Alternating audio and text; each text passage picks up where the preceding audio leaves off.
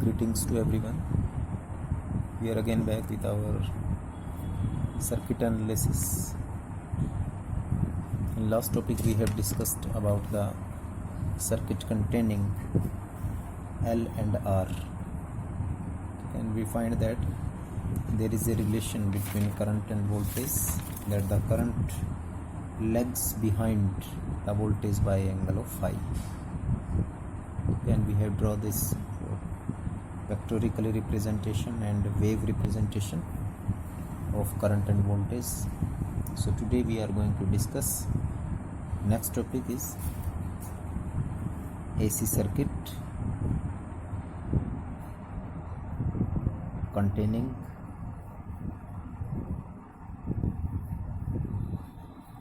capacitor and resistance, capacitance and resistance.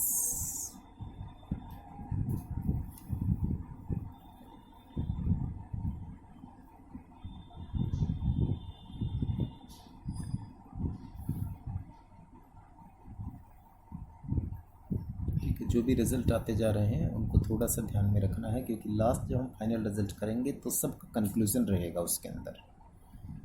ठीक है, कोई नहीं, एक बार बाद में हम कंक्लूड भी करेंगे इन चीज़ों को। तो let us see capacitance and resistance with AC circuit. So diagram बनाते हैं पहले। We have a capacitor and then a resistance, both are in connected series with a source of alternating EMF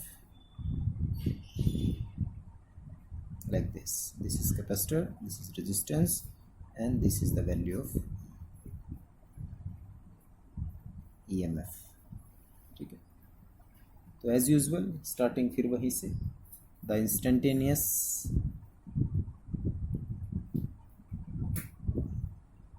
value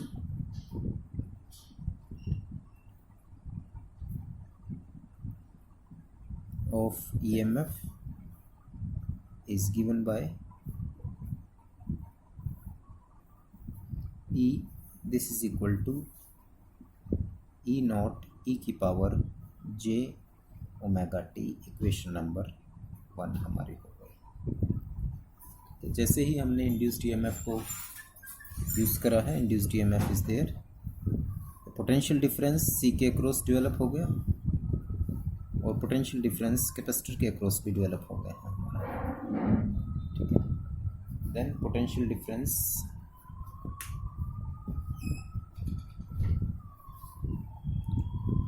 across resistance, इसको हम E R naught resistance only से represent कर रहे हैं।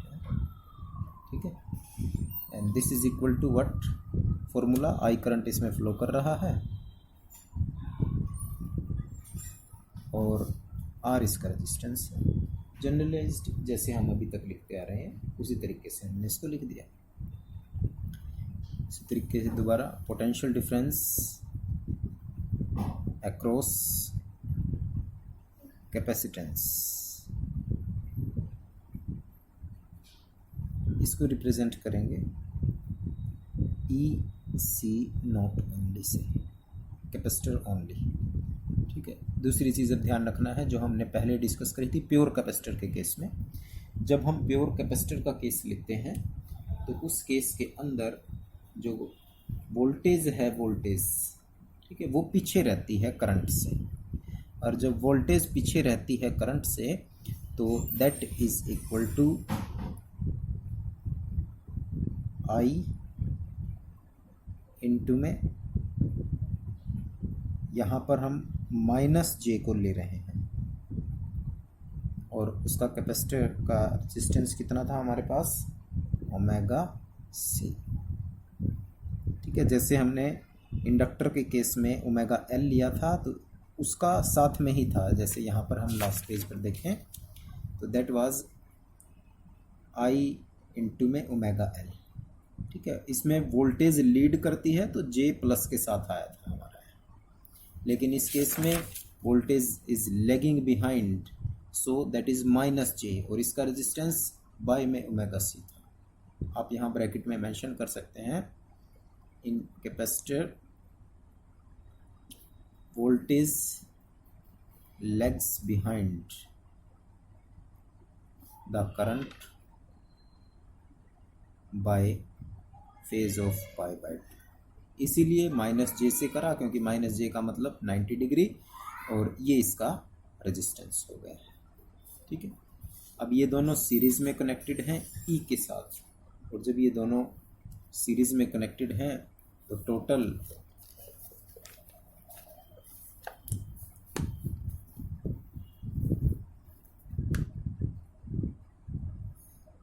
voltage across combination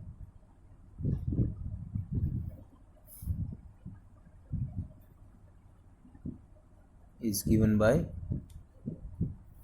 E, and this is equal to ER naught plus EL naught। Series combination कर दिया, V is equal to V1 plus V2 के फॉर्मूले से।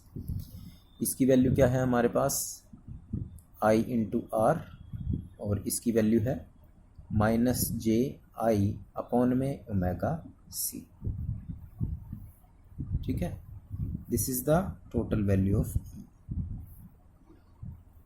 Now I can be common out, I R minus J over omega C. ठीक है, ये J है value हमारी, J over omega C, this is E. अब यहीं से डायरेक्टली इसको हम जेड भी बना सकते हैं। ठीक है, करंट निकालना है हमने, तो आई की वैल्यू निकाल देते हैं। I this is equal to E के नीचे चला गया ये सारा कुछ, आर माइनस जे ओवर ओमेगा सी।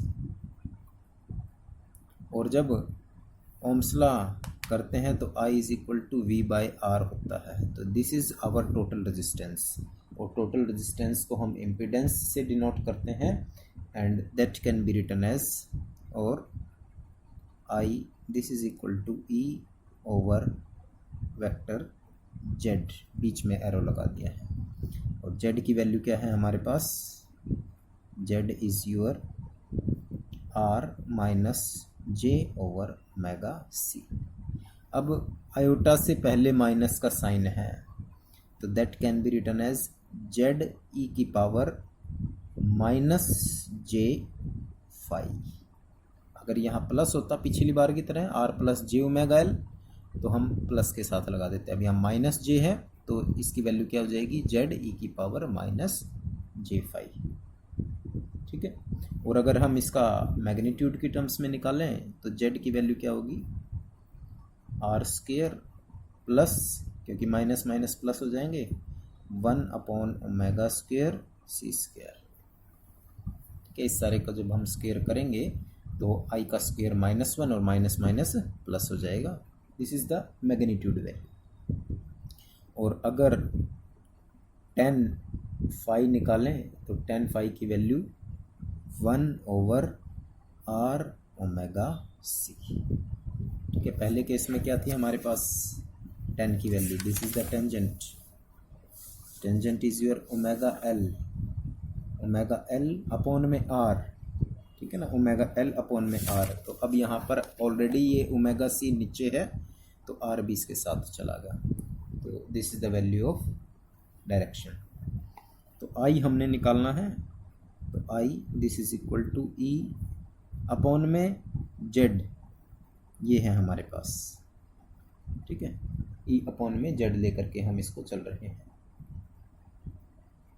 ई की वैल्यू क्या है, ई नॉट ई की पावर जे ओमेगा टी, और जेड की वैल्यू क्या है हमारे पास, जेड ई की पावर माइनस जे फाइव। ठीक है, फाई या थीटा जो भी आप ले रहे हैं उसके हिसाब से करेंगे। So I this is equal to E not divided by Z, E की पावर ये ऊपर चला गया, J omega T plus J five. Common ले लेते हैं इसमें से, E not by Z E की पावर जे कॉमन आ गया, ओमेगा टी प्लस में फाई आ गया। ठीक है, I this is equal to E not by Z, total current I not हो जाएगा ई की पावर जे ओमेगा टी प्लस में phi. So this is your current. Now in case of resistance and capacitor, current leads the voltage by phase of phi। अब ये phi की value कहाँ से निकलेगी, यहाँ से निकल सकती है। अगर आपको phi निकालना है तो यहाँ लिख देंगे from above equation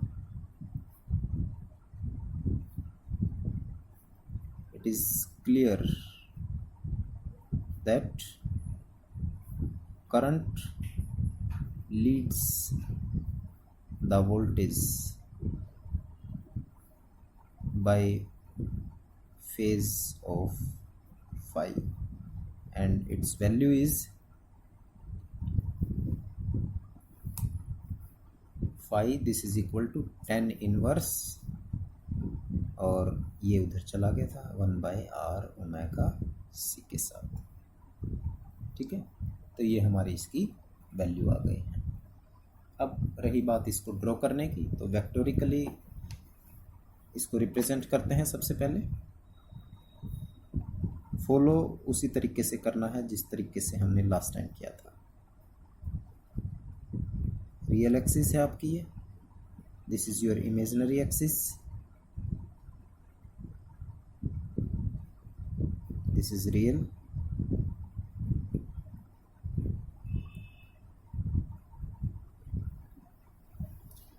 यहाँ पर हम E और I को लेते हैं।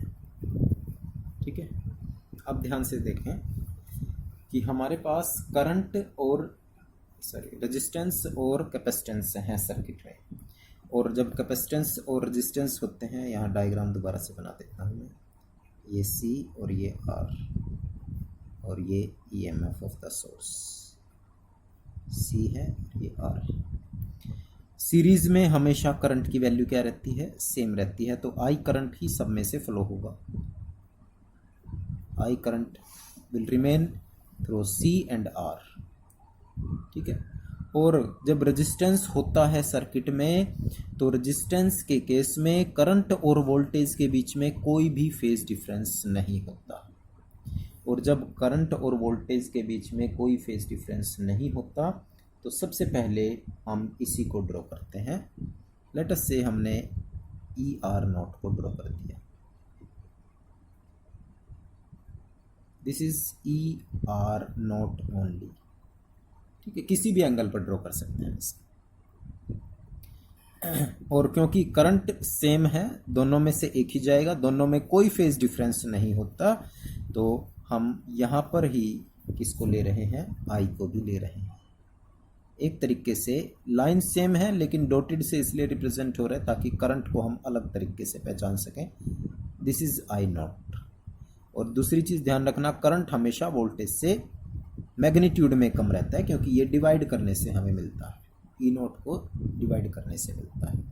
तो दिस इज आई नॉट, यानी ई आर नॉट, क्योंकि फेज डिफरेंस नहीं होता इन दोनों में, तो ई आर नॉट और करंट का सेम एंगल यानी सेम लाइन पर हमने इसको ड्रॉ कर दिया है। अब बात करते हैं कैपेसिटर की।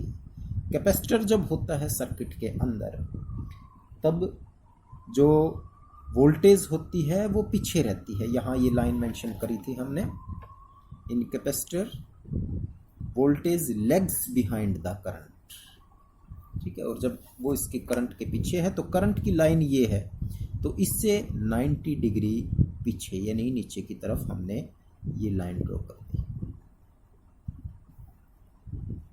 90 डिग्री π/2। ठीक है, और π/2 जब ड्रॉ कर दी, तो ये लाइन कैपेसिटर के लिए लाइन ड्रॉ हुई है, तो this is E C naught. बात समझ में आ गई? ठीक है, अब जब 90 डिग्री इधर है हमारा ये, ठीक है, ये वोल्टेज आ गई कैपेसिटर के लिए, ये वोल्टेज आ गई रेजिस्टेंस के लिए, तो इन दोनों का जो रिजल्टेंट होगा वो रिप्रेजेंट करेगा किसको, मेन को।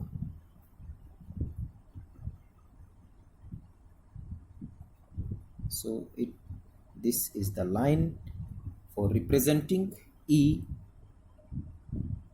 naught, या this is equal to ER naught का स्क्वायर प्लस EC naught का स्क्वायर, दोनों का रिजल्टेंट हो गया ये, एक ऊपर है एक नीचे है, ठीक है। तो ये लाइन यहाँ ड्रॉ हो गई, और ये लाइन जब ड्रॉ हो गई तो इसके थ्रू आप जो है ये एक रेक्टेंगल की शेप बना सकते हैं। यानी कि ये हमारा मेन ईएमएफ हो गया ई, और हमें पता है कि मेन ईएमएफ कितने एंगल पर होता है, this is the angle at omega t, omega t पर हो गया ये, ठीक है। तो इसका मतलब करंट, ये वाला करंट की लाइन है, इससे कितना आगे चल रहा है, this is this angle, just this angle is your phi, सिर्फ ऊपर वाला एंगल, ठीक है। और ये आपका 90 डिग्री है ही। So this is the representation of capacitor resistance diagram, vectorially हमने इसको रिप्रेजेंट कर दिया, ठीक है। क्योंकि अगर पिछला आपको समझ में आ गया तो इसमें ज़्यादा कुछ आपको समझने की ज़रूरत नहीं पड़ने वाली, ठीक है। अब रही बात इसको वेव फॉर्म में ड्रॉ करने की, तो वेव फॉर्म में कैसे ड्रॉ कर देंगे हम इसको, this is your EMF wave, E is equal to E not E की पावर जे ओमेगा टी। अब करंट जो है वो इससे फाई एंगल आगे चल रहा है, और फाई की वैल्यू हम यहाँ पर पता लगा सकते हैं कितनी है, this is the value phi. तो फाई कितना भी हो सकती है यहाँ से फाइंड आउट करेंगे। इससे आगे चल रहा है, आगे का मतलब जब ये जीरो है तो वो प्लस में है, प्लस में मैक्सिमम नहीं जरूरी, बस थोड़ा सा आगे दिखा देंगे, यहाँ से शुरू कर सकते हैं, ठीक है। और जब वो यहाँ से चल रहा है तो उसकी वैल्यू इसके अकॉर्डिंग, ये तो यहाँ पर मैक्सिमम है, ठीक है, ये उससे थोड़ा सा पहले, तो अब आप उसको ड्रॉ कर सकते हैं। ये यहाँ पर जीरो हो गया, ये इससे थोड़ा सा लेट जीरो होने वाला है, ये यहाँ पर मैक्सिमम हुआ, ये इससे थोड़ा सा लेट मैक्सिमम हुआ, ठीक है। ये यहाँ पर मैक्सिमम हो गया, ये इससे थोड़ा सा आगे जाकर के मैक्सिमम दिखा सकते हैं इसको, एंड इसी तरीके से वैल्यू चलती रहेगी, ठीक है। तो आप इसको इस तरीके से ड्रॉ कर सकते हैं, और ये वैल्यू आपकी आ गई I is equal to I not E की पावर जे ओमेगा टी प्लस फाई के साथ, ठीक है। बस ये ध्यान रखना है, ये जीरो है तो ये इस टाइम पॉजिटिव रहना चाहिए,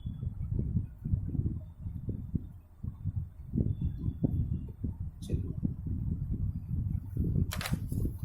अब ये तो बात हुई हमारी किसकी, रेजिस्टेंस और कैपेसिटर की। अब कॉम्बिनेशन की बात करते हैं, जो सबसे ज़्यादा इम्पोर्टेंट हमारा टॉपिक है वो यही है। एग्ज़ाम में कुछ भी आ सकता है, लेकिन इसकी इम्पोर्टेंस ज़्यादा इसलिए है क्योंकि इसमें तीनों कवर होते हैं हमारे, कैपेसिटर भी, रेजिस्टेंस भी और इंडक्टर। थोड़ा सा कंसंट्रेटेड होकर के इसको देखेंगे।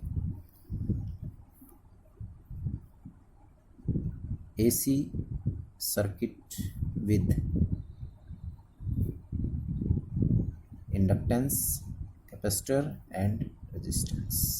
ये ध्यान रखना, यहाँ पर हम एसी यूज़ कर रहे हैं, ठीक है, और वो तीनों सीरीज़ में है। इससे पहले जो हमने पिछले आर्टिकल्स डिस्कस करे थे वहाँ ईएमएफ हमारा डीसी में था, डीसी सोर्स की तरह था। तो एग्ज़ाम में क्वेश्चन को ध्यान से पढ़ करके सॉल्व करना है आपको। AC circuit with L C and R. ठीक है, सीरीज कम्बिनेशंस में है। सबसे पहले डायग्राम बना लेते हैं। एक इंडक्टर है हमारे पास, एक कैपेसिटर है और एक रेजिस्टेंस है। ये तीनों ही हमने सीरीज में the help of a source of EMF AC source connected.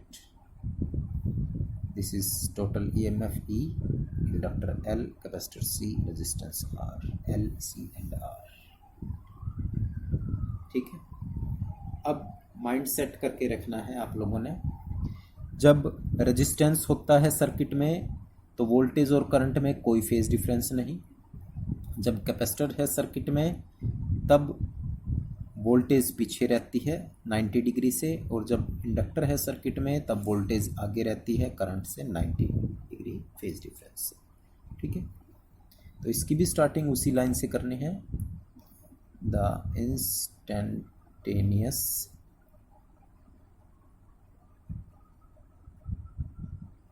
Value of EMF is given by E is equal to E naught e की power j omega t, equation number 1।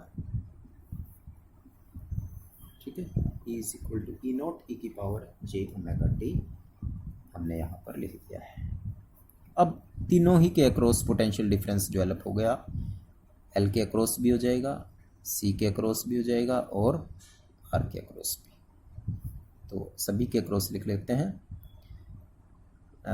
Line के साथ लिखेंगे। There is no phase difference between voltage and current in case of resistance. अगर हम resistance ले रहे हैं तो कोई डिफरेंस नहीं होता करंट और वोल्टेज के अंदर। Potential difference, therefore potential difference across resistance is ER not से resistance only, and this is equal to I into R। Represent दे दिया। ठीक है, अब बात करते हैं इंडक्टर की। In case of inductance the voltage leads the current by pi by two से होती है। Therefore potential difference across inductance EL not, this is equal to plus J के साथ I, और इसका रेजिस्टेंस क्या होता है ओमेगा इंटू L। ठीक है, now in case of capacitor the voltage lags behind the current by pi by 2। Voltage पीछे रहती है। therefore the potential difference across capacitance EC naught, and this is equal to minus J I upon omega C। ये इसका resistance हो गया। तो हमने तीनों ही की वैल्यू लिख दी और तीनों ही के पोटेंशियल डिफरेंस को भी लिख दिया, मेंशन कर दिया साथ में कि टोटल वैल्यू किस तरीके से आगे या पीछे रहती है वोल्टेज के लिए। ठीक है, जब हमने इन तीनों को लिख दिया है तो अब टोटल वोल्टेज कॉम्बिनेशन के लिए लिख देते हैं। सीरीज में हैं तीनों के तीनों। Total voltage across combination is E से रिप्रेजेंट कर देते हैं। This is ER not, EC not, L not लिख लेते हैं पहले और फिर ई सी नॉट। तो ये वैल्यू हमारे पास क्या क्या आ जाएंगी, इसकी वैल्यू कितनी है, I into R plus J I omega L और माइनस के जे आई अपॉन में ओमेगा सी। ठीक है, तो आई सब में कॉमन है तो कॉमन ले लेते हैं आई को, आर प्लस जे omega L minus j upon omega C, ये वैल्यू आ गई हमारे पास। ठीक है, अब इन दोनों में से जे को भी हम बाहर ले सकते हैं, ई दिस इज इक्वल टू आई। ठीक है, आर तो है ही प्लस जे भी यहाँ से हमने कॉमन ले लिया तो अंदर क्या रह गया, omega L minus 1 by omega C और ब्रैकेट क्लोज। ठीक है, हमने निकालना है करंट, वोल्टेज का तो हमें पता ही है, ये वोल्टेज है हमारी, तो आई निकाल देते हैं यहाँ से। आई इज इक्वल टू क्या हो जाएगा, I this is equal to E के नीचे ये सारा रेजिस्टेंस चला गया और ई अपॉन में आर प्लस जे बाहर ले लिया, omega L minus 1 by omega C. So this is your total resistance. ठीक है, और टोटल रेजिस्टेंस को हम किससे रिप्रेजेंट करते हैं, जेड से रिप्रेजेंट करते हैं। So I E over Z vector, बीच में एरो, और जेड की वैल्यू क्या है हमारे पास, this is your Z R plus J omega L minus 1 by omega C. अब जे से पहले प्लस का साइन है, ये ध्यान रखें, और जब जे से पहले प्लस का साइन होता है तो हम उसको किस में रिप्रेजेंट कर सकते हैं, जेड ई की पावर जे और थीटा या फाई जो भी आप लेना चाहते हैं, थीटा ले लेते हैं अगर थीटा लेना चाहते हैं तो। ठीक है, we can write this value as Z J E की पावर जे थीटा। ठीक है, अब इसको यहाँ पर पुट कर देते हैं, I this is equal to vector E upon में वेक्टर जेड। ई की वैल्यू क्या है हमारे पास, ई नॉट ई की पावर जे ओमेगा टी, और जेड क्या है, जेड ई की पावर जे थीटा। ठीक है, चॉइस आपकी है, पिछले में भी आप थीटा ले सकते हैं। तो I this is equal to E not upon में जेड, और ये हो गया ई की पावर जे कॉमन आ गया, ओमेगा टी माइनस में थीटा हो गया, और मैक्सिमम वोल्टेज अपॉन में maximum resistance that I equal to I not E की पावर जे ओमेगा टी माइनस में थीटा।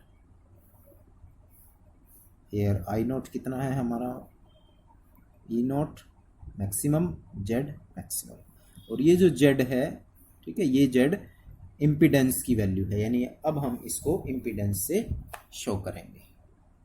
ठीक है, तो अभी इस ये जो वैल्यू आई है हमारे पास, यहाँ आप देख सकते हैं कि करंट और वोल्टेज के बीच का डिफरेंस आ गया है, और करंट जो है वो माइनस थीटा पीछे चल रहा है वोल्टेज से। जनरल वैल्यू हमारी ओमेगा टी में है वोल्टेज की, और ये ओमेगा टी से माइनस थीटा में है। तो इसका मतलब ये होगा कि जब हम कंबाइन करते हैं एल सी और आर को, तो करंट जो है वो थोड़ा सा एंगल पीछे रहता है, और उसकी वैल्यू भी हम यहाँ से फाइंड आउट करेंगे। तो अभी मैं वीडियो को यहीं स्टॉप कर रहा हूँ क्योंकि लेंथी है, अपलोडिंग में मुश्किल हो जाएगी। नेक्स्ट वीडियो के अंदर कंटिन्यू करते हैं इसको। Thank you.